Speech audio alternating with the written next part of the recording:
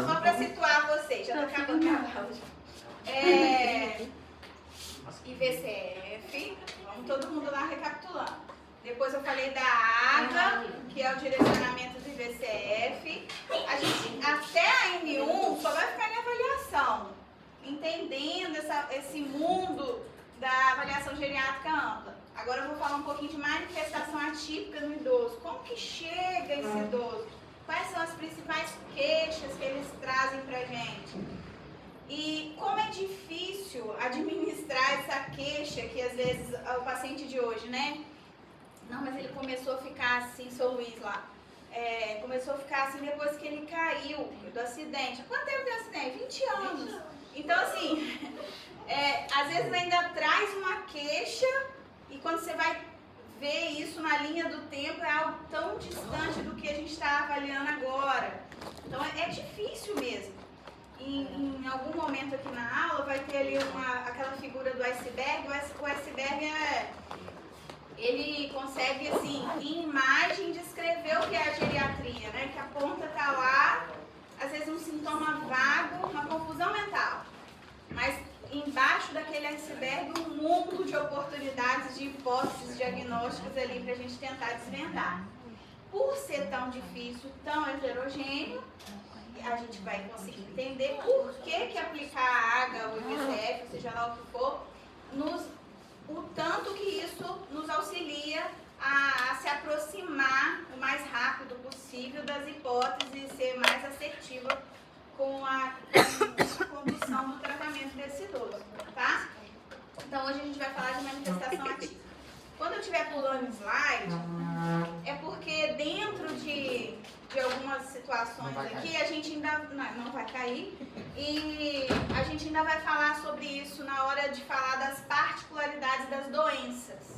Então hoje é mais para lembrar vocês que a manifestação do idoso é atípica. E aí eu vou trazer assim, só de primeira, assim, vocês vão falar para mim.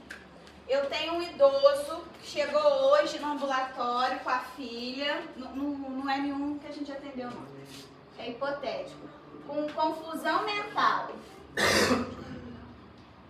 Só isso, é o que trouxe a filha, trouxe a confusão mental lá. O que pode ser isso aqui no idoso? Infecção.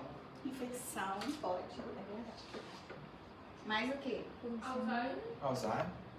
Pode. Eu vou botar DA aqui, tá? Distúrbio hidroeletrolítico. DA? Demência de Alzheimer. Não. Uma outra coisa. Distúrbio Tá. hidroeletrolítico. Distúrbio hidroeletrolítico. Pode. E muito comum, sódio, né? Hiponatremia. Tá dentro, quem falou hiponatremia aí? Está dentro do distúrbio. Eletrolítico, tá bom. AVC. Pode. Dentro disso aqui, infecção, pode ser o quê? Pneumonia. Pode ser pneumonia, itu.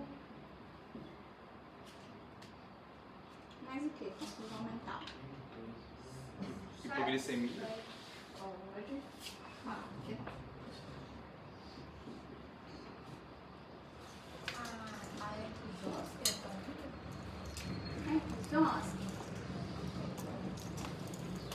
Talvez provocada pela dor, acho que pela dor, né? Não em si pela herpes zoster, mas pela dor.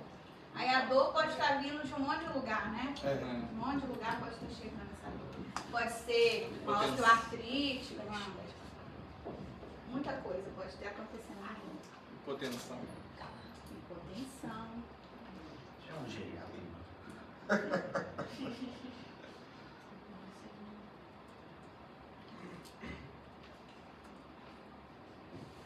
E assim, coisas também assim, pensa nas síndromes geriátricas, né? Aqui só falando pra gente lembrar que é multifatorial. Aqui, ó. Assim. Olha aí o que pode trazer mais pra vocês. Incapacidade cognitiva, entrou a DA, que é a demência de Alzheimer, e as outras, né? E outras, né? Tem outras demências. Depressão, não pode. Uma depressão maior, né? letra começou a ficar feia. Mais que?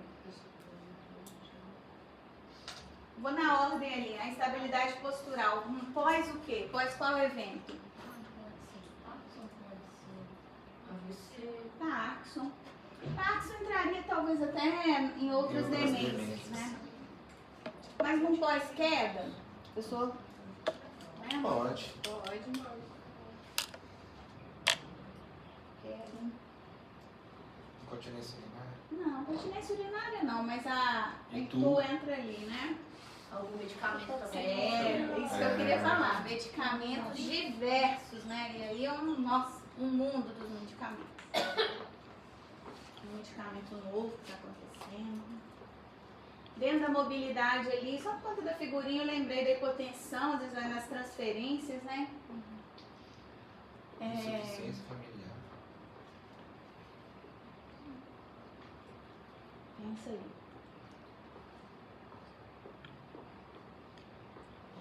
Mais alguma coisa?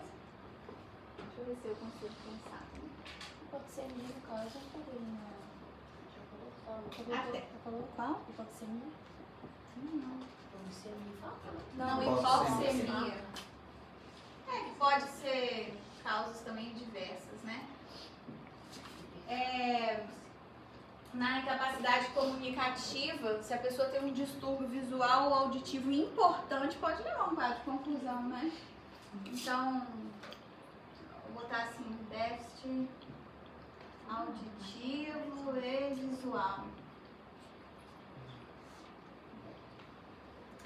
Essa questão de alteração Naquela- de ambiente, tipo ir pra casa, pra outra. Perfeito. Ambiente. Isso é um pensamento bem geriátrico, assim. Mas Eu- vocês Aí, podem. ó. Aí até sabe se você vai fazer. De vai ser Não, geriátrico. mas é, porque você está pensando além. Às vezes a confusão mental é porque ele mudou de... Saiu da casa dele e foi morar na casa da filha. Confundiu. Né? Dentro dos Ds da incapacidade cognitiva, que são 4 Ds, a gente vai ter aula disso muito lá na frente. A gente tem o D de demência, o D de depressão, o D de doença mental, que aí pode ser uma patologia até pregressa que ele toma há muito tempo atrás, medicações, trata com neurologista, sei lá, tem uma... Psiquiatra. Uso de substâncias, né? Uso de substâncias. O uso de substância pode ser, esse aqui você não quis dizer remédio, né? Você quis dizer o quê? Droga, antivírus. Mas também pode ser interação medicamentosa. Pode, mas tá ali de medicamentos, né? Loló. Ai, Senhor. Por que não, né? Drogas, sim. É. Drogas ilícitas, sim. Qualquer uma. Não, Se a gente- ilícitas as duas. Aham. Assim, eu tô falando um pesadão, porque às vezes a gente acha que não. Claro. Já tá na idade. Não, né? mas Eu não sei se foi nessa sala que eu contei do meu idoso lá que ia de médico e médico pegando receita de clonazepam e tomou. eu já tive um espírito demo, Aquileton. Ele rodava todos os lugares procurando Aquileton. Ai, é assim. Questão da Desidratação, que lindo. No idoso, então. Fala mais, Patrícia. B12 também. Deficiente de B12. Deficiência das vitaminas. Mas Nossa, isso é o bicho geriátrico também. Você tá perto de você. esse aqui tá muito geriátrico também. Sífilis terciária. É isso que eu pensei, Pode. Entra até dentro dessa capacidade cognitiva ali. Hã? É, infecção. Ó, muito bom. Fácil, né? Não. Resolve aí pra mim, doutor. Né? O último slide ele fala, e aí, doutor? Né? Aí chega então a pessoa, só isso aqui. Ah, eu trouxe porque ele tá muito confuso, doutor. Não sei o que aconteceu com meu pai. Como que a gente vai pesquisar isso tudo, né? Eu ligo pra você na hora. É por isso que tem a AGA, é por isso que tem que ouvir o paciente. Agora a gente vai entender um pouquinho disso aqui, tá bom? Vamos lá então. Então aqui a gente vai passear por todas essas síndromes ainda e falar de algumas doenças relacionadas a algumas específicas. Hoje a aula não é disso. Eu não esqueço dos sistemas. Vocês também não esqueceram apareceram, até foram os primeiros que vocês lembraram. Então, pensou na hipoglicemia, pensou na hipoxemia, na hipotensão postural, nas infecções. A gente lembra também dos sistemas. A gente tem um olhar geriátrico, mas não deixa de ver a avaliação clínica que a gente faz no jovem, no adulto e no idoso também, né? Porque o que acontece muito com o idoso, e são sintomas disso, é complicações das suas doenças crônicas, né? Às vezes um ajuste de um medicamento que já ficou inapropriado, ele toma uma glibenclamida para o diabetes, que já trouxe mais episódios de hipoglicemia, que quando ele tinha 50 anos isso não causava nele, ele já tomava. Mas agora, como ela é uma droga com ação hipoglicemiante importante, no idoso ela é considerada até inapropriada para ele. Então, às vezes, só de trocar o remédio vai resolver o problema, vai resolver a confusão mental, vai ajustar as metas ali da diabetes dele. Ouvir o paciente, né? Ele vai trazer as respostas pra gente. Então, apesar de tudo isso, parar um pouquinho, olhar para o paciente, às vezes até não para o acompanhante desse paciente, e ouvir o que ele tem para falar. E o senhor? A filha trouxe confusão mental. E o senhor? Conta pra mim, como que eu posso te ajudar? Às vezes o que ele traz é muito mais importante do que a confusão mental que a filha trouxe, né? Eu tô muito triste, doutora, porque meu neto tá mexendo com drogas, aí vamos tá cheirando loló, que falou loló. Lá em casa eu tenho 2 meninos, né? Aí às vezes vai falar de coisas assim, aquela coisa que pai e mãe é chato e fala no almoço de domingo, resolve abordar assuntos assim, né? Logo no almoço de domingo. E aí eles, às vezes a gente vai falar uma coisa e fala, mãe, isso não, mãe, isso não é cheira, isso é fuma. Não, isso é... Eu falei, nossa, você tá sabendo o negócio. Eu me confundo toda hora pra falar dessas coisas. Um é cheiro, outro é fumo, outro é... Enfim. Ouvir o paciente. Ó, é o Osler de novo falando. Aqui só pra puxar a sardinha pra mim, que a medicina da geriatria, ela é um clínico geral que vê tudo isso, tem um olhar diferenciado pro idoso, mas ele pensa muito no cuidado, não na cura. Quem quer cuidar de patologias para cura, geriatria não é uma boa pedida. Porque muito mais a gente cuida e dá qualidade de vida do que a gente cura doenças, né? A gente acompanha doenças, processos neurodegenerativos. Então, se eu ficasse ali só pensando em como eu vou curar meu paciente, o que trouxe a pesquisa de mais recente, eu vou me frustrar o tempo inteiro. E nem ele quer isso, porque às vezes o que cura é o mais sofrido, né?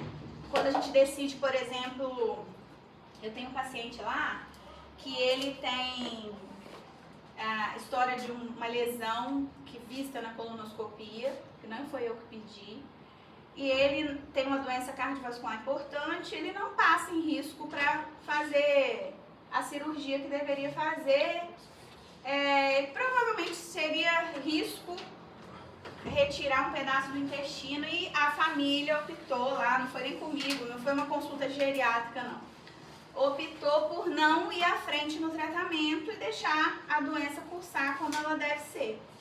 Então assim, se eu ficar ali frustrada com essa situação, eu não vou cuidar do meu paciente. Então tem momentos que o geriatra, ele esquece o que é curar e o que é que tem de mais moderno para dar qualidade de fim de vida, cuidado paliativo, um cuidado no que é mais importante para o paciente, que às vezes o que é mais importante para o paciente não é o mais importante para a filha, não é o mais importante. Entender até, não sei se vocês já ouviram essa expressão, é o geriatra que aborda isso, as diretivas antecipadas de vontade, entender, falar sobre morte com o paciente, entender o que ele quer, o que ele gostaria de dar continuidade, de decisão de fim de vida mesmo, mas sem causar nenhum assim sofrimento. É falar disso para trazer qualidade e trazer um cuidado mais próximo possível do que ele espera de você, né? porque às vezes a gente também não consegue alcançar para todo mundo. A gente não é obrigado a agradar todo mundo, né, gente? É difícil isso, mas não existe o... Tem gente que... Lá tem vários geriatras em Itaperu. Aí às vezes você escuta assim, o paciente não, porque já foi na doutora não sei quem, no doutor não sei quem, não. Do mesmo jeito que acontece comigo, que eu escuto isso, eles também vão escutar isso dentro do consultório deles. Porque o paciente é terrível também, ele às vezes quer te agradar criticando o outro que passou, né? Então essas coisas a gente tem que entrar no ouvido, sair no outro, ter ética e vamos embora. É muito fácil perder um diagnóstico, por isso que eu gosto de começar com aquele exemplo lá, né? A gente pode se perder facilmente ali. Se a gente, antes de aprender IVCF, falasse assim, chegasse no primeiro dia de ambulatório, atende aí, depois a gente conversa. Quando eu fosse chegar perto de vocês e vocês forem me contar, ia estar aquele papel todo escrito, sem vocês pensarem em nada o que ia fazer com aquele paciente. Eu trago o instrumento para nortear vocês já, né? Para vocês irem encontrando as respostas. Mais o que aqui? E aí a gente vê, para piorar a situação, mas não desanimando quem pensou aí na geriatria, para piorar, o sintoma não vem igual no livro. Eu não tô com infecção urinária e eu chego pra você hoje lá no ambulatório e vou falar, ó, tô com disúria, tô acordando à noite pra urinar, tá ardendo, a disúria, né? Me deu febre e eu vim aqui pra senhora me avaliar. Não, confusão mental, se vira aí com a minha confusão mental. Tá urinando bem? Tô, normal. Tá indo no banheiro, gente, não tá nem com odor forte, não. Tá, minha urina é branquinha. Mas às vezes é uma itu que está acontecendo. É atípico, né? Ó, que eu expliquei para... o ambiente ali que é preciso a gente entrar na hora de avaliar. O exame físico, hipotensão postural, por exemplo, é um exame físico que a gente faz. Se a sistólica cair 20 milímetros de mercúrio, ou a diastólica cair 10 milímetros de mercúrio da posição de deitado para sentado ou de sentado para em pé, a gente está fazendo um diagnóstico de hipotensão postural. Pode ser a hipótese diagnóstica que mais vai, de acordo com a história clínica que você ouvir também, a que mais vai se encaixar na hipótese, né, de ser a definitiva. E você não precisou pedir exame, você só aferiu a pressão nas 3 posições. Então é difícil esse raciocínio. A informação do familiar às vezes é boa, às vezes é ruim. A gente também tem que o tempo inteiro tá peneirando isso, o que ela trouxe que é importante, o que ele trouxe que é importante. Eu atendi, contei para os meninos hoje lá, que eu atendi frio. Vocês têm um problema com esse ar mesmo, né? Esse problema de vocês é antigo. Até esqueci o que eu ia falar. Desculpa. Você tem um paciente aqui. Tá. Não, eu só ia falar que... Lembrei. Não é nem idoso, não. Eu ia falar que às vezes você conhece um paciente há mais de 1 ano, 2 anos. Você está lá acompanhando o seu paciente. Você acha que sabe da vida dele inteira. E qualquer sintoma novo que chega, você vai saber que houve uma mudança ali. De repente, sai da boca desse paciente uma informação que ele nunca te falou. Aí você fica assim, gente, mas eu trato dele tem mais de 1 ano que ele vem no meu consultório e agora veio essa informação. Por que ele nunca me contou isso? Sempre tem uma história assim, sabe? E isso atrapalha o raciocínio clínico da gente. Os desafios da anamnese nessa pessoa idosa? Todos. Muitos desafios. Todos. A gente viu ali já começando da queixa principal dele se a gente ficar só nela, né? E achando que ali a gente vai achar a resposta. Todos os medicamentos que esse paciente toma, às vezes ele já toma de longa data. Ele passou por vários especialistas que falam assim, não vou mexer nesse aqui não, esse aqui ele toma desde os 40 anos dele, deixa quieto. Aí às vezes não mexe naquilo que está lá antigo, que pode ser o causador da bomba toda que o sintoma trouxe, né? Entrevistar sozinho, acabei de falar que o familiar a gente vai peneirando. Mas também quando ele vem sozinho, tem hora que a gente não consegue. Eu contei até na turma hoje mais cedo, que eu atendi um paciente esses dias agora, que tudo que ele lembrava de falar, ele começava a chorar. Aí eu consolava ele.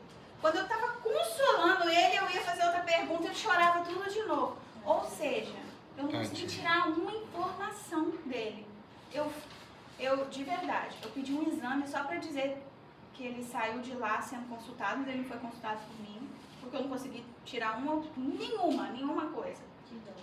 Pedi para voltar com um familiar, com um amigo, com um vizinho, com quem ele quisesse, mas voltasse com uma pessoa que conhecia ele, que ele tinha confiança nela. Viúvo já e tal, mas não era nem por isso que ele estava chorando, não. Parecia que era conflito de filhos, por isso que eu fui falando para trazer outras pessoas. Então, quando ele está sozinho, também pode ser um grande problema. Às vezes ele já está num quadro leve, demencial, que o que ele traz não são verdades, ele cria histórias e resolve te contar elas. E quando você vai ver, quem frequentou lá o ambulatório viu quantas vezes a pessoa lá atrás, assim, ó, do paciente, né? É o que mais tem. O paciente está falando uma coisa e a pessoa que está acompanhando está falando, ó, não tem nada disso, nada disso. E aí você tem que, quem é que está falando a verdade? Porque pode acontecer o contrário também, não é sempre quem está atrás que está falando a verdade, não. E ter essa malícia, sei lá, é quase um instinto isso, um feeling, né? Eu tenho uma enfermeira que trabalha comigo e falou assim, você sentiu? Não, quando a Jara sente, então faz porque você sentiu. Ela fala que eu sou meio sensitiva pro negócio. Contei pros meninos ali. Semana passada eu fiz uma visita domiciliar do paciente idoso, doença pulmonar obstrutiva crônica, DPOC. Ele tem uma fibrose pulmonar, acompanha com a pneumologista, faz uso daqueles imunossupressores lá, aquelas imunoglobulina, não sei o que, não. Faz um tratamento lá com ela, que é aquele que ganha até judicialmente, que é caríssimo e tal, por conta da fibrose pulmonar. Apresentou um quadro de infecção, foi uma pneumonia, procurou a urgência por meios próprios, não tem plano de saúde, né? Procurou, foi medicado com amoxicilina, clavulanato, prednisolona, aquela receita quase que padrão, que todo mundo sai da UPA e do PU. Tinha 48 horas que estava tomando a medicação, relata na história que teve uma pequena melhora, mas teve, e pelo tempo do remédio a gente até ainda aceita aquela janela de até 72 horas, né? E saturando a 78, mas com uma história de ouvir, né? 78 a gente tá em coma, né? Ela tá lá no hospital. Mas assim, a história dele, que a pneumologista fala que quando no oxímetro estiver abaixo de 85, é um sinal de alarme. Então, o padrão de normalidade dele é 85 e tá com 78, né? Você fica ali, tava com um pouquinho de cianose, mas até a cianose, a esposa diz que ele de vez em quando tem um esforço respiratório, apresenta e ela aparece e desaparece sozinha. Não queriam voltar. Qual foi a minha conduta? Minha conduta era, tem que voltar com ele, porque na minha presença ele estava com sinais de esforço respiratório. Lá, eu não sei na cidade que vocês moram, mas lá assim acaba tendo um preconceito com o UPA-PU. Ah, doutora, não vou lá não, eles vão mandar voltar, vão falar que eu não esperei o remédio fazer efeito. Na verdade, eu já achei errado esse paciente com esse histórico tão rico, imunossuprimido, ter voltado para casa com uma medicação oral. Ausculto horrível e tal. Não aceitaram ir para a emergência de novo, com a minha avaliação. E aí a falta que tem de ser homem. Eu acho maravilhoso ser homem. Parece que o médico, o homem, quando fala assim, não, vai sim, e todo mundo pega as malinhas e acaba indo, obedecendo, né, mais. Não foi, mas com a condição que eu fiz. Se acontecer qualquer coisa, vocês me prometem, eles tinham carro próprio, promete pra mim que vocês vão botar dentro do carro, e não vai deixar acontecer 2, 3 vezes, não. A próxima hora que ele sentir o que ele contou do episódio lá que ele sentiu, mas também tinha limpado não é jardim, um lugar lá atrás dele lá, um quintal.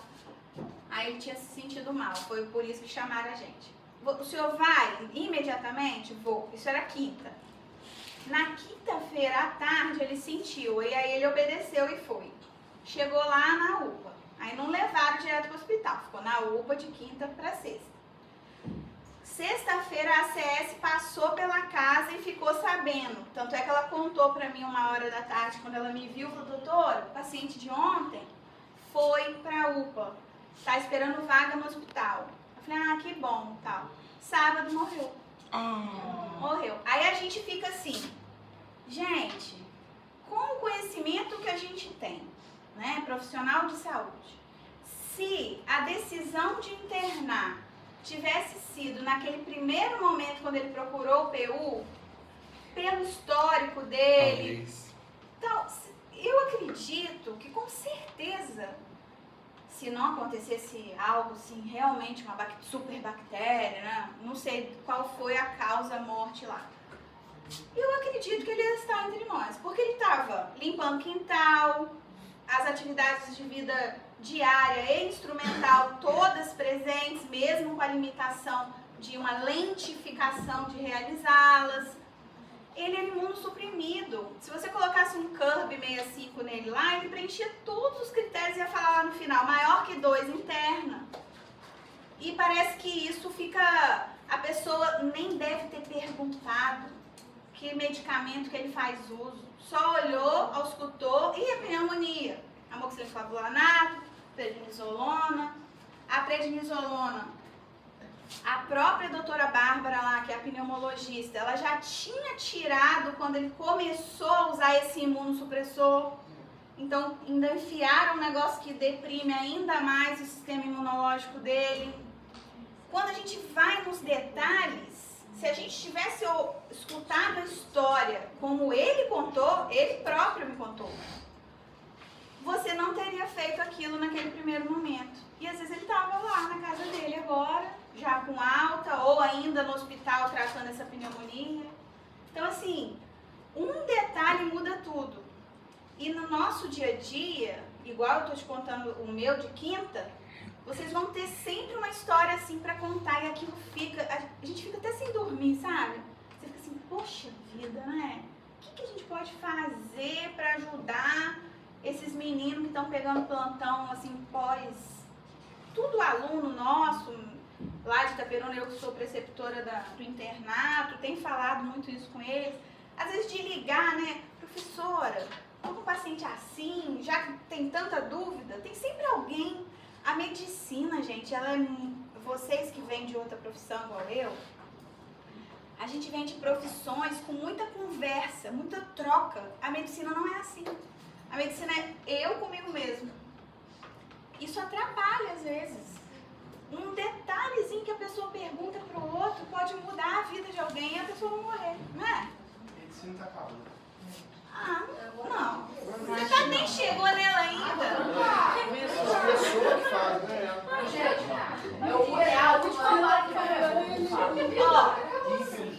Ó, ontem teve uma aula lá na Unig dessa preparação para o ENA-MED, né?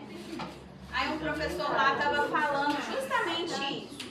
Nós que estamos dentro da medicina, a gente não pode usar essa frase de que ela está acabando. Não pode. A gente tem que acreditar. Pessoa, uma coisa é a gente tratar as coisas com a realidade. Todo mundo fala isso comigo. Não, por favor. Né? Assim, olha a sua formação, olha a nossa. Para começar o papo.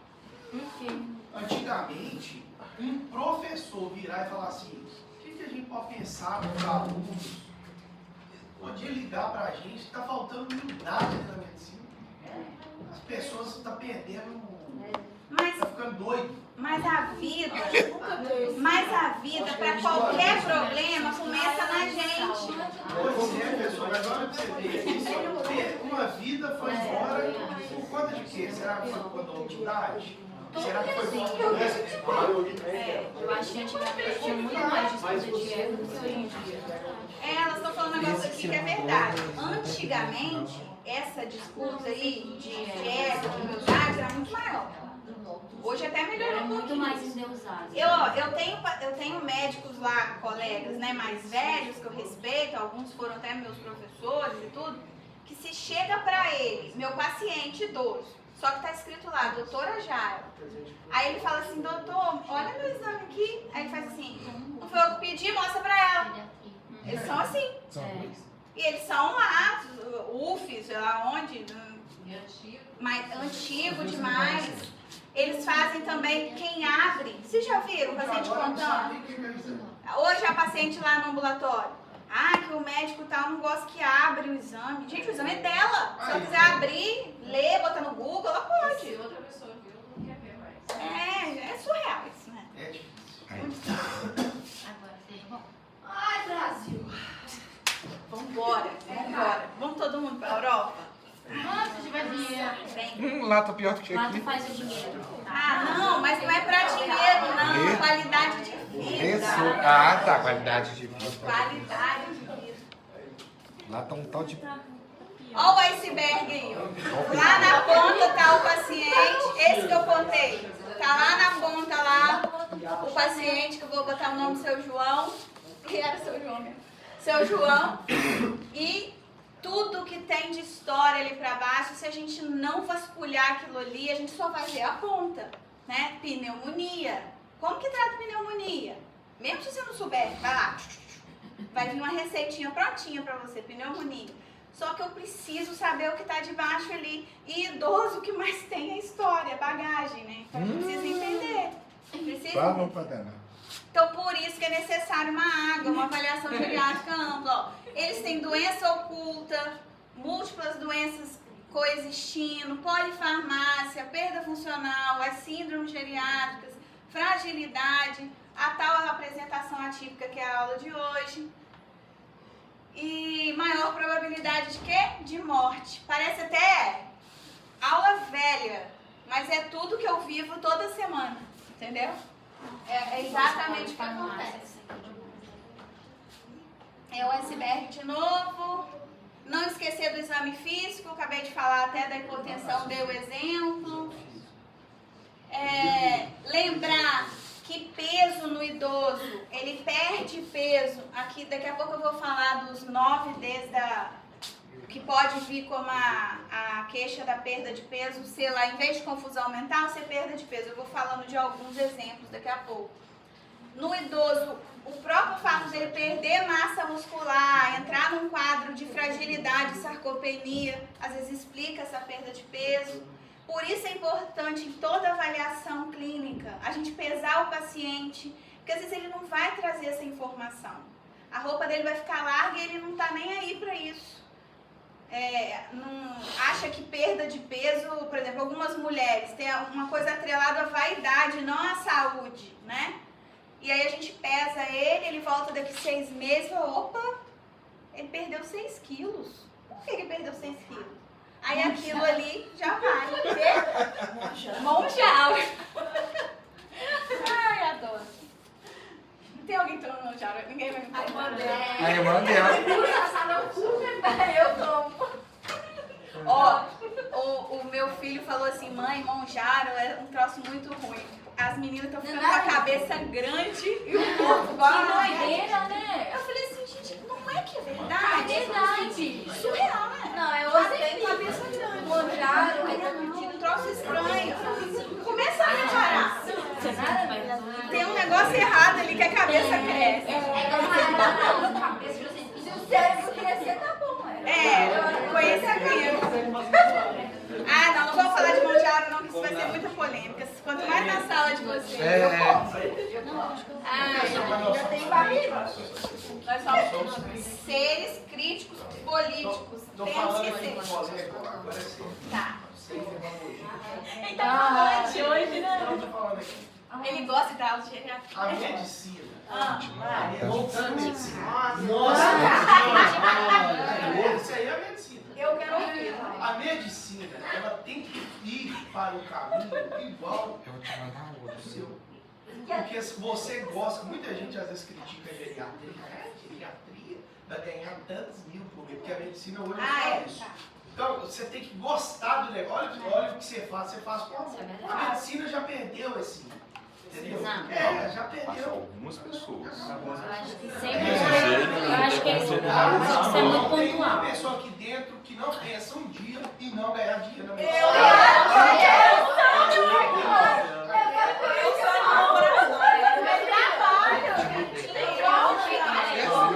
penso que é uma boa profissional, vai ser consequência. Ó, Ele vai trabalhar de graça. Deixa eu falar. Você falou Vocês viram lá no nosso multifatorial lá, a parte financeira é importante para eles, para nós também. exatamente. Isso é hipocrisia falar, eu gosto do que eu faço, gosto, acertei na minha escolha. Mas dinheiro é importante, né? Porque enquanto fisioterapeuta, que eu gosto. A minha história é bacana. Eu vou falar em 1 minuto, prometo. A minha história é assim. Eu nasci numa família que falavam que mulher que faz medicina casa com a medicina e não casa, fica solteirona. E eu era uma adolescente estudiosa e pensava assim, eu vou escolher outra coisa. Apesar de ter já um quê para aquilo ali, e eu fui numa família que pude fazer teste vocacional, que estudava em colégio pensando em vestibular, aquela coisa toda. Que viu que eu tinha já uma aptidão para isso.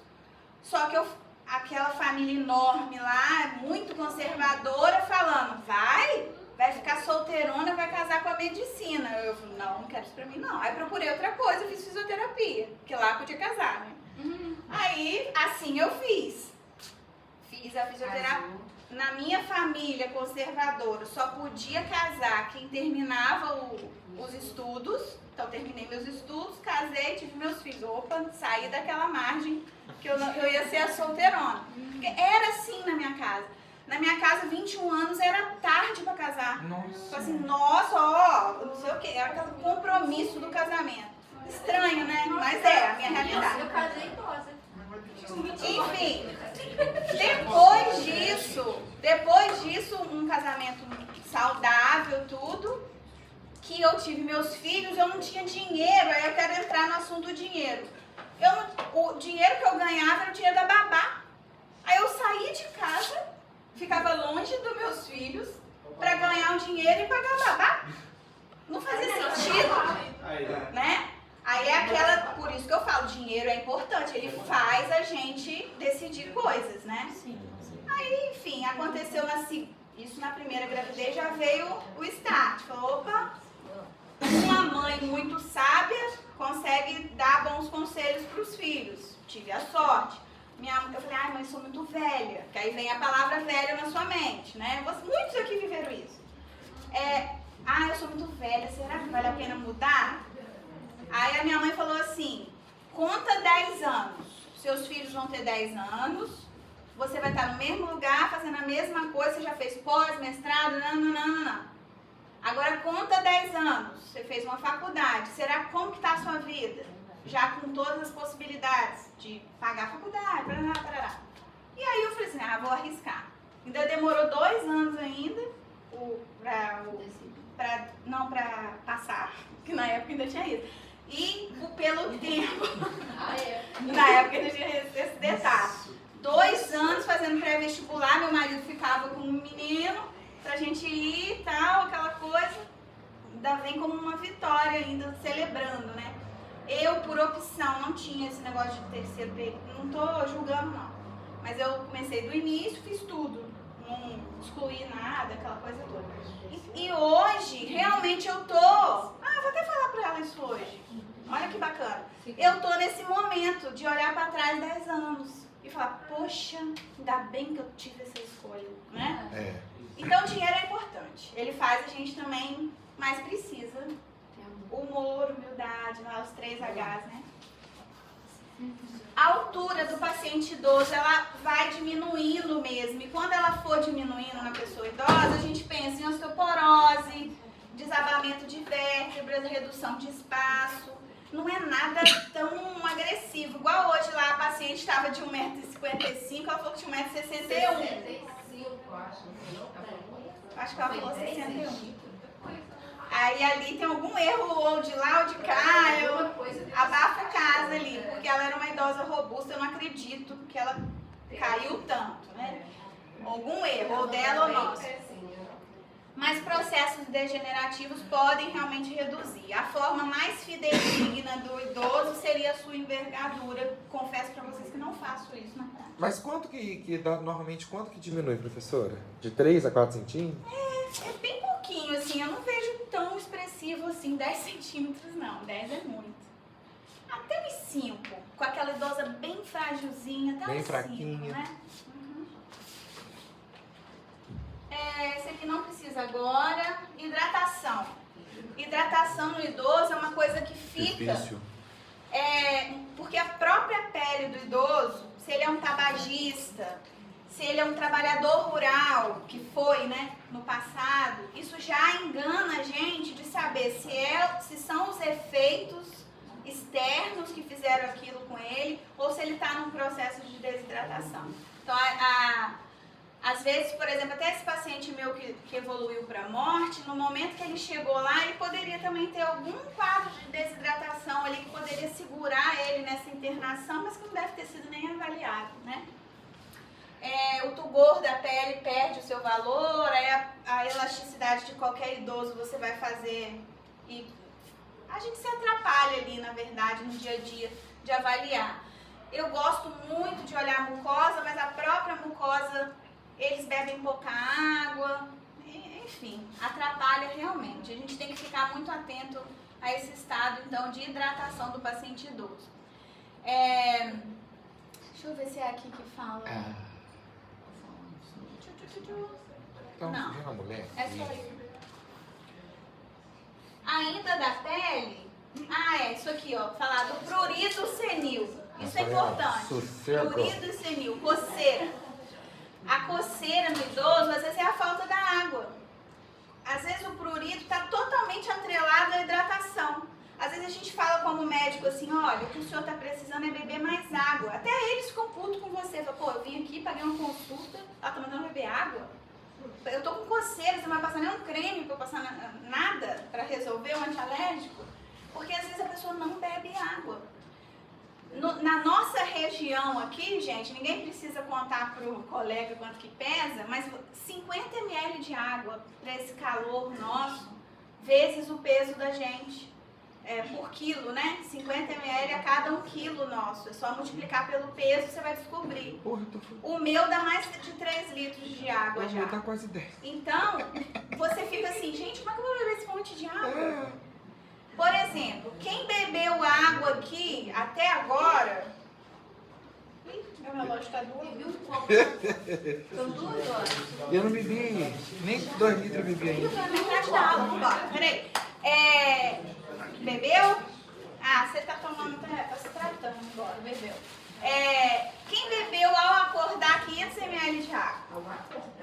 Ao acordar, não. Ao acordar, a gente tem que beber 500 ml de água já, meio litro. Para chegar nisso, tem que ir devagar. Não é? Mas aí o professor de nefro fala que a gente só deve tomar água quando tem sede. Eu perguntei. É sério? Eu perguntei.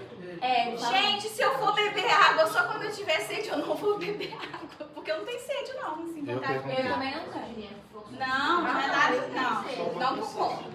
Vou falar só assim. Aí eu não sei, vocês são médicos, vocês se entendam. Eu ainda não sou, não. Olha, talvez, peraí, deixa eu até corrigir o colega, eu não sei qual contexto foi. Beber água só quando tem sede, às vezes ele é um renal crônico que quando a gente Não, chega... eu perguntei gente normal, não foi? Eu perguntei, eu mesmo, não tô doido, tem 40, gente. 50 ml de água. Na nossa região, 50 ml de água. Se você faz exercício físico, então, diariamente, 50 ml de água é uma boa conta pra gente começar a distribuir. Não é também aquela pessoa que chega no final do dia e fala, caramba, não bebi água, e vai lá, pega uma de 2 litros. Isso não é jogo. Isso não é também, sabe? Vamos vai falar depois. Ah, isso é que eu quero falar. A gente tem que ficar atento às manifestações de sinais e sintomas no paciente idoso, aquelas que você não precisa solicitar exame. Um exemplo eu já dei. É uma boa questão de prova. Ó. Um exemplo. Que você não precisa solicitar exame e você já faz o diagnóstico. Hipotensão postural. A gente falou aqui e deu até os números. Segundo exemplo, uma boa ausculta pulmonar vai revelar um estertor crepitante, um murmúrio diminuído, um dimídio do lado do outro, um sibilo, que pode te dar ali, você tem total certeza que você vai prescrever um antibiótico empírico, mas você possivelmente vai resolver. Eu não falo que eu não faço, mas assim, tá errado na medicina falar princípio de pneumonia, né? É errado. Aí, o que eu tenho feito? Porque eu falo, para o paciente entender, eu acabo falando. Eu falo justamente isso. Eu falo, para o senhor entender, eu vou explicar assim, o senhor está com princípio de pneumonia. Mas, na verdade, já é pneumonia. Só que para o senhor não ficar preocupado, a gente fala princípio porque ela ainda não está grave. Aí eu fico assim, né? E aí a gente vai falando. Então, gente, deixa eu falar de verdade, conselho de amiga. Quem não sabe fazer uma boa ausculta pulmonar, sai auscultando a vida de vocês. Aí vai no hospital, fica auscultando todo mundo. Eu vou contar, eu tenho muita facilidade com a ausculta pulmonar. Escuto até o que eu não estou ouvindo, assim. Mas a ausculta cardíaca eu tenho muita dificuldade. A minha área é uma área que isso me traz uma vantagem. Por quê? Porque geralmente quem busca o geriatra já tem um cardiologista para chamar de seu há muito tempo. Então eu fico meio tranquila que ele tem um cardiologista e ele tá lá. Eu sei identificar algo aberrante assim, mas ser específica ali, aqui tá acontecendo isso, o sopro vem dali, né? Eu tenho um pouco de dificuldade. Mas a ausculta pulmonar não tem como, porque ela é um sinal de uma infecção, então a gente precisa realmente estar atento, né? E não tem como o paciente ter um pneumologista para chamar de seu, você tem que recorrer a ele, não, tem que ser você mesmo, né? Então, aprendam, tá? Ai, meus pacientes ficam chamando pra já. No abdômen aqui, eu vou chamar a atenção pro terceiro, ó, CIT3, né? Ó, que bacana. Aí depois não cai essa, vocês vão ficar bravos. CIT3 lá que não precisa, então. Uma outra coisa, você está fazendo uma boa palpação de abdômen e você encontra um bexigoma. Poderia estar ali dentro da confusão mental. O paciente chega com uma confusão mental, ele tem um quadro já de demência prévio, não sabe relatar onde está doendo. Quando você vai fazer uma palpação no hipogástrico dele, você se depara com uma bexiga que só de apertar a face dele muda, ele vai em posição fetal. Você drena aquela urina, pode ser por milhares de coisas que aconteceu aquele bexigoma, mas no momento que você drena a urina, ele melhora, ele estabiliza. Aí você tem tempo para buscar o motivo daquele bexigoma, né? Então, o bexigoma é um que você faz avaliação no momento e resolve. Você vira o herói da família quando isso acontecer. Você fala, nossa, fui num doutor na UPA, ele apertou minha mãe, tirou a urina lá que estava retida e ela ficou normal. Fomos para casa. Agora ele só mandou a gente ir num urologista para avaliar depois. Então, assim, já dei 3. Muito bom. A face é uma coisa que realmente no idoso ajuda muito. O nosso idoso hoje do ambulatório tava com uma face triste, não tava? Tinha hora parecia que tava lacrimejando. Tinha hora que ele parecia que tava querendo chorar. Tadinho. Eu percebi isso tudo nele hoje. Ele não tá bem, aquele idoso, não. Mas ele já chegou com a família já chegou com essa queixa, né? Que ele tava mais entristecido, murchinho. Verdade. Não sei o que, já foi uma queixa que a família levou lá já com isso mesmo. Aquele idoso tá difícil, né? A gente pediu exame e tudo, mas tá um pouquinho difícil. Se é o humor, se é uma exacerbação até do quadro demencial dele. Por isso que eu pedi para trazer a ressonância. Se ele voltasse no ambulatório de vocês, ele era um bom caso clínico de apresentar. Sim. Né? Aí agora os principais sintomas. Deixa eu tentar ir mais rápido. Igual igual eu trouxe confusão mental para vocês entenderem do que a gente ia abordar hoje na aula, ó, fadiga. Olha como que é um sintoma subjetivo. Pode ser desde um estado depressivo, uma doença cardiovascular, uma insuficiência cardíaca que está descompensada por alguma infecção. Pode ser o simples fato da senescência mesmo, ele não está conseguindo exercer as atividades, não perdeu função, mas não consegue realizar como realizava antes. Agora fica cansado para varrer uma casa, precisa de tempo para fazer uma comida.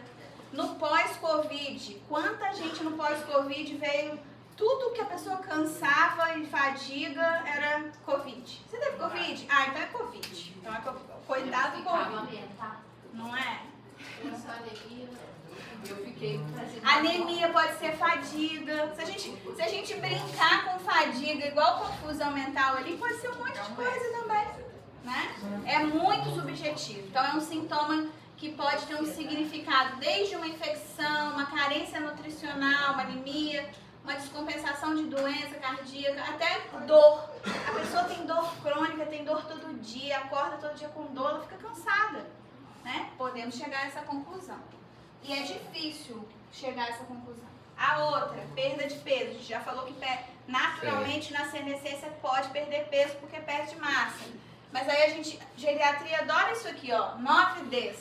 O que você pensa com a perda de peso? Você pode pensar em demência, em depressão, em disfagia, em digeusia, que é a alteração do paladar, dentição, drogas, que são os medicamentos, doenças prévias, diarreia, doenças neoplásicas. Então, assim, a gente tem 9Ds de opções, de hipóteses para a gente ir abrindo cada caixinha dessa. Quem vai nos nortear? A Aga vai nos nortear. A história que ele contar e que você vai ouvir vai te nortear. E aí você vai tentando o mais rápido possível chegar a essa resposta, né? Outra coisa, dor de cabeça, cefaleia. É algo assim, é agudo? É incapacitante? O senhor sempre tem? Quando vem com dor de cabeça é um sinal de alarme tão sério que a gente tem que fazer, não, mas o senhor, às vezes eu até induzo uma resposta assim, mas o senhor vem sentindo essa dor, o quê? 6 meses? Entre 6 meses e 1 ano? Porque se for uma coisa crônica, com episódios recorrentes, mais tempo a gente tem para ir atrás das hipóteses. Mas se for uma coisa muito aguda, não comecei anteontem, não passa. Aí são coisas mais perigosas, que às vezes a gente tem que agir mais rápido, né? Não sei quem que falou aqui que pegou um caso, ela foi no banheiro, né? Pegou um caso lá na Hemato, quem estava lá com ela? Eu. Como é que chama do G6PD? A deficiência de G6PD. Talvez você nunca mais vai ver isso, vai ser a única vez que você viu na vida, porque é mais raro da gente, quanto mais dependendo da área que você vai atuar. E hoje você viu, às vezes você não vai esquecer, né? Igual eu aqui, essa artrite de células gigantes ali na região temporal, eu tenho uma paciente que eu acredito que vai ser a única da vida. Porque no caso, assim, ela fez um diagnóstico disso, tem um neurologista que acompanha, não respondeu ao tratamento com lamotrigina, fez um procedimento de descompressão de nervo lá. Ela está no momento agora em reabilitação, porque ela ficou com uma sequela de desequilíbrio após cirurgia, mas com melhora. E ela faria tudo de novo porque a dor era incapacitante. Ela não estava aguentando mais viver com aquela dor, é o que ela falava. Então, o que ela fala, né, que ela está viva.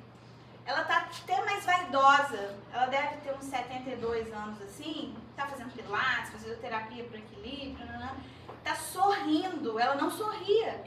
Então, assim, eu acredito que eu nunca mais vou ver uma dor daquela ali que faz diagnóstico, procedimento, aquela coisa toda. Mas são coisas raras que pode estar diante de você. Não fui eu que fiz o diagnóstico, tá, gente? Quando ela chegou pra mim, ela já tinha. Distúrbio do sono. Esse dá pano pra manga. Por quê? Hoje lá no ambulatório, o paciente... que horas que ele vai pra cama? 9h30, 10 horas, sei lá. Que horas que ele acorda? 5 horas da manhã. Gente, tá ótimo. Excelente. Excelente. E aí eu não sei o que passa na cabeça do filho, né?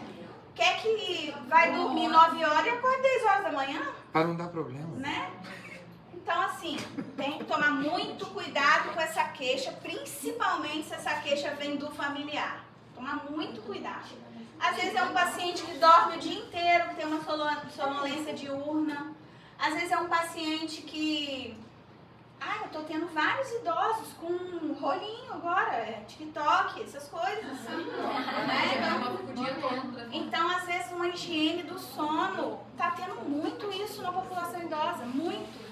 Essa pessoa já é uma chegou, por exemplo, eu sei que a tendência é diminuir, mas aí continua querendo dormir e tal, a gente... Sempre foi assim? Continua sendo assim? Isso, tipo assim, Não, aí já normal. dormiu e tal. Não, normal. Normal, Porque tranquilo. minha mãe tá entrando na idosa já, mas ela não entra na idosa. Minha mãe tá entrando Eu ia falar na velhice, você acha? Quem tem vô e vó vivo aqui, mesmo que alguém já tenha falecido, todo mundo tem. Desses seus avós aí, quem tem avô e vó que faz atividade física, não é que eles são ativos, não. Minha avó fazia. Tem uma engraçada. A avó da Aris me acha bonita. Ele faz carinhada, bonita. A avó da Aris me acha Ele é ativo, mas ele Acho. às vezes... Anda de bicicleta, tem 86 anos, mas não pratica. Faz o quê? Boa. Não. Não é ser ativo, né? O que é a arte da sua avó? A cadeira, pra limpar a janela, tá sujo. Mas ela deve sempre ter sido uma pessoa que quer tudo limpo, resolver, né? É difícil. Bota que não vê. É difícil. Mas não é que ela virou uma pessoa que faz arte. Ela não Já entende era. as limitações e os riscos, né, de queda, de cair. Então, muito cuidado com o distúrbio do sono. Tem que entender, porque o primeiro tratamento do distúrbio do sono é a higiene do sono. E aí você vai explicar isso pra eles ficam putos também. Falam assim, gente, que papo é esse? Tem que desligar tudo.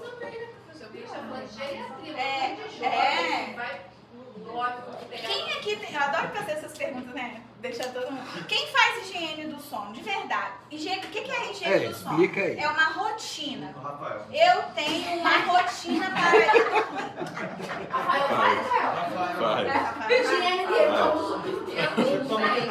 dormir. Sem medicamento. É possível. Não, eu... 9 meses já estou dormindo. Mas com medicamento. Não, nunca tomei isso.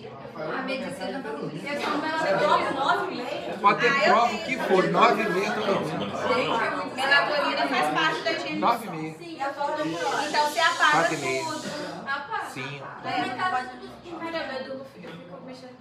Não é. Nem eu não faço isso não, você tá O doido. exemplo da higiene do sono.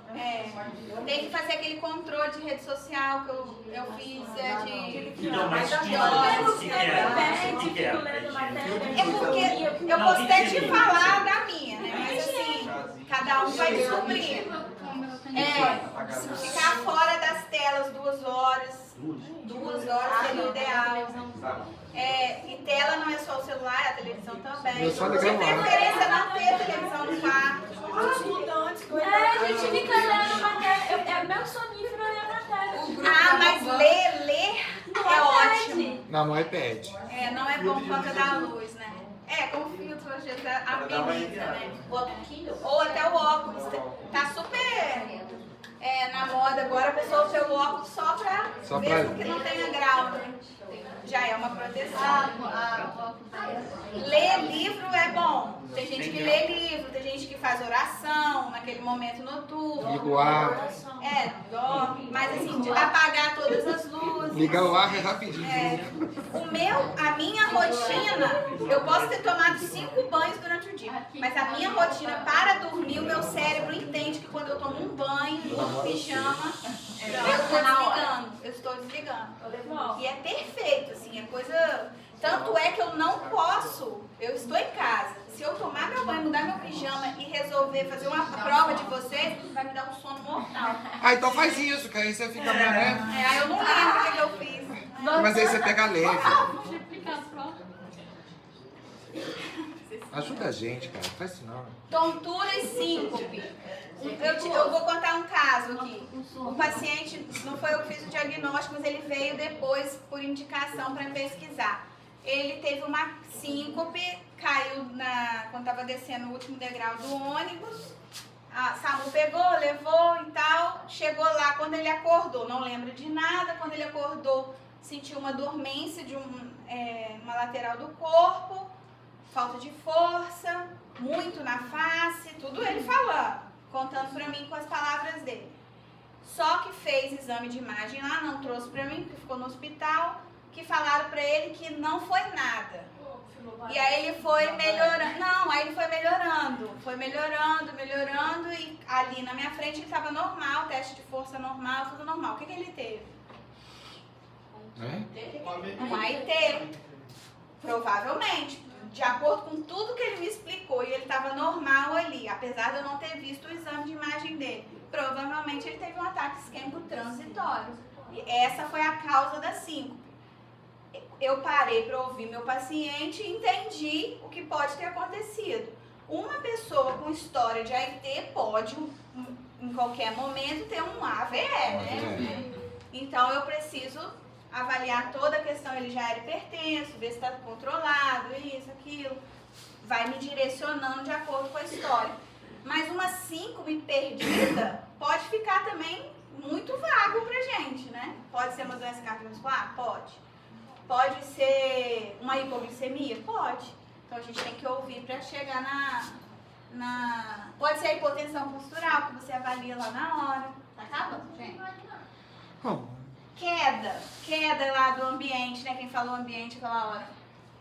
Pode ser uma causa, o ambiente dele, tá cheio de tapete, não tem uma iluminação boa. Ele tem um pet, um gato, um cachorro que passa pelas pernas dele e provocou a queda, como pode ser uma doença que causou a queda, levou ele à queda.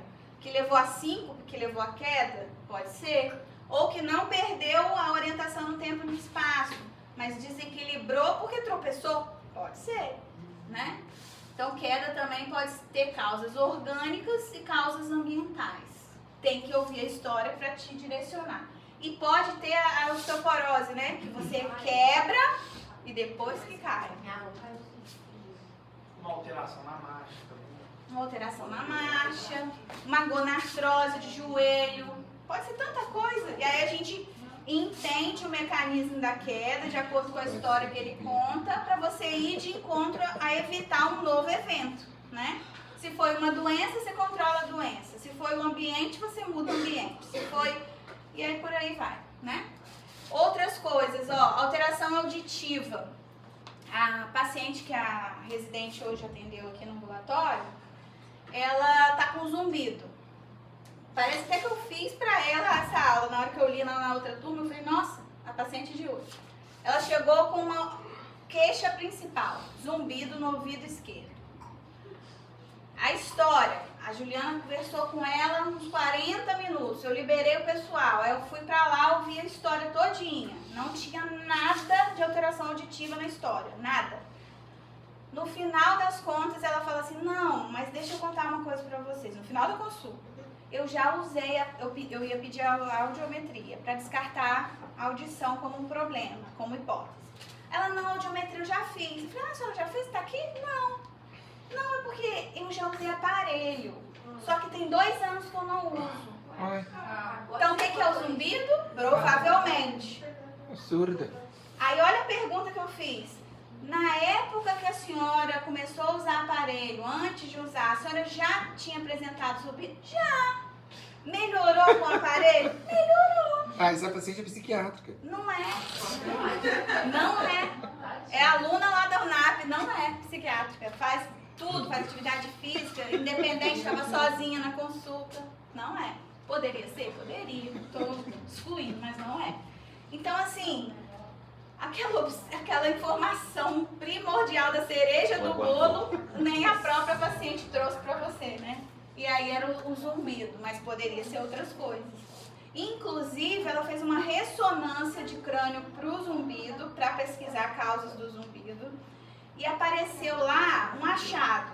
Não sei se vocês já viram alguma ressonância de crânio que fala assim, sinusite, sinusopatia, região maxilar ou frontal, direita, esquerda. Apresenta lá um velamento. É um achado, porque você não pediu o raio-x de terceira face, mas na ressonância viu essa alteração.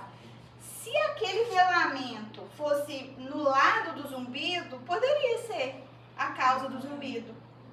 E aí a gente tratava a sinusite crônica, ela melhorava o zumbido. Poderia. Mas no caso dela tinha essa observação, mas era contralateral ao sintoma dela. Então não fazia muito sentido ser a causa disso. De qualquer maneira, passa um sprayzinho nasal para você conseguir resolver aquilo ali também. Alterações urinárias, retenção, já até falei do bexigoma, mas seria uma alteração. Alterações digestivas, a constipação intestinal é algo muito comum no paciente idoso, precisa ser indagado, causa até confusão mental. A gente esqueceu de constipação intestinal ali. Uma constipação intestinal simula algo gigantesco no paciente. Não sei se alguém aqui já ficou muito tempo sem conseguir ir ao banheiro, o quanto isso é desesperador, né? Imagina aquele que não consegue se expressar. Mais difícil fica. E dor, né? Dor para cada pessoa. A dor que eu senti no parto pode ser diferente da dor que outra mãe sentiu. E a minha ser muito maior, muito menor, porque dor é muito subjetiva e muito pessoal. Tanto é que a gente tem aquelas escalas, né, do sorrisinho lá, que a pessoa fala de 0 a 10, copo cheio ou copo vazio. Às vezes a pessoa com uma dor tá transbordando o copo, que a gente fala assim, tá transbordando de dor, Tem gente que tem alodínia, né? Quando você vai, você vai, ai, você nem encostou, ela já sente dor. Chama alodínia isso. Mas não é mentira da pessoa. É verdade, é o grau que ela sente a dor. E às vezes você faz 1000 coisas, você faz a tatuagem de um gigantesca lá, sem usar nenhum produtinho e não sente dor. Tem gente que é assim, né? Acho que é calma. E agora, doutor, né? Que eu falei com vocês. É a hora do sufoco. Mas vocês já estão norteados a saber que a gente precisa ver de forma diferente, avaliar diferente, usar instrumentos. Pra mim. Gente, eu brincando com o menino. É isso. De madrugada não, porque minha rede social vai estar apagada, vai chegar só no outro dia que eu fiz